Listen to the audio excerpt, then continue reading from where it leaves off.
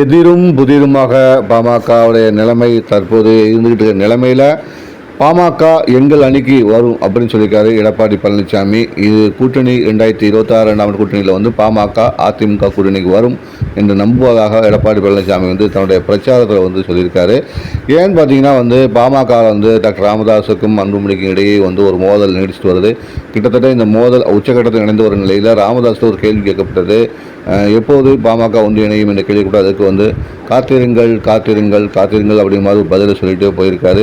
கிட்டத்தட்ட பாமக விரைவில் இணையும் என்று எதிர்பார்க்கப்படுகிறது. அந்த வகையில் இணையும் பட்சத்தில் அதிமுகவுடன் கூட்டணி சேர வேண்டும் என்பதில் எடப்பாடி பழனிசாமி உறுதியாக இருப்பதாகவும் இரு தரப்புடன் பேசி வருவதாகவும் சொல்லப்பட்டுள்ளது. தற்போதைய சூழ்நிலையில் பாமக சார்பில் ராமதாஸ் அவர்கள் திமுகவிடமும் அன்புமணி அதிமுகவிடமும் பேசியிருவதாக தகவல் அரசு வட்டாரத்தில் பரப்ப பேசப்பட்டு வருகிறது.